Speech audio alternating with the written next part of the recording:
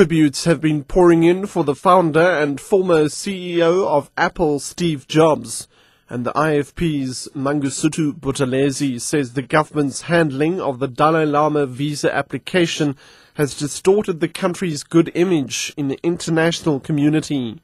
I'm Richard Brooks. Tributes have been pouring in for the founder and former CEO of Apple, Steve Jobs. Jobs passed away last night. Jobs is credited with pioneering the personal computer.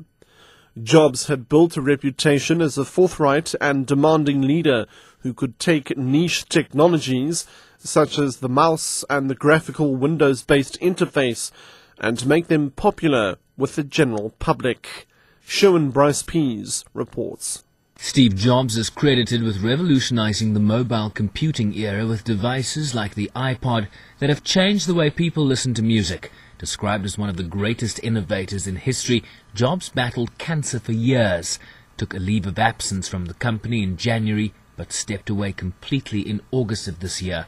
The college dropout leaves behind one of the world's most valuable companies and is survived by his wife of 20 years and 4 children.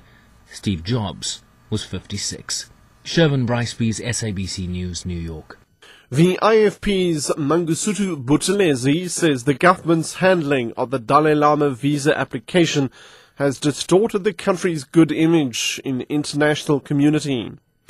The exiled Tibetan spiritual leader cancelled his trip to South Africa on Monday when he was not granted a visa in time for his planned flight today. He was to have attended the 80th birthday party of Archbishop Desmond Tutu.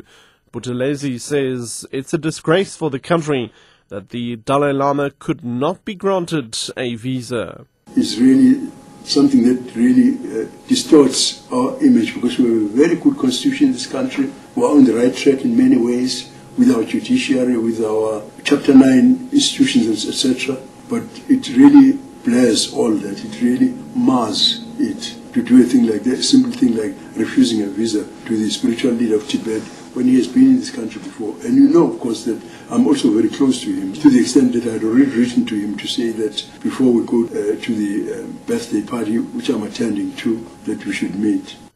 Veteran journalist Alistair Sparks says Anglican Archbishop Desmond Tutu is a globally important humanitarian and all-faith religious leader.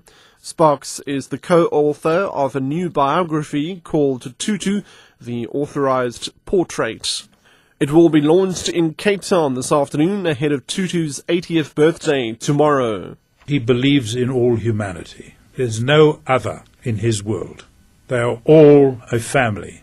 All humans are precious to him. And to touch any one of them in his book is sacrilegious. To maltreat anyone, regardless of race, faith, where they are, who they are, what they look like. The 9-year-old boy who was killed on Sunday when a tornado struck Duduza near Nigel on Gauteng's East Rand will be buried on Saturday. The aid organisation Gift of the Givers will be paying for the funeral. Gift of the Givers spokesperson Emily Thomas explains. We also will assist the people with the food, cooking of food on Saturday, because the funeral is on Saturday. We'll provide the food. We'll also assist them with the cooking of it. And then also, we are assisting, because they are in need of a big tent, so we'll also be hiring a tent for them to host the funeral service in. Catch the latest news anytime here on Newsbreak Option 1.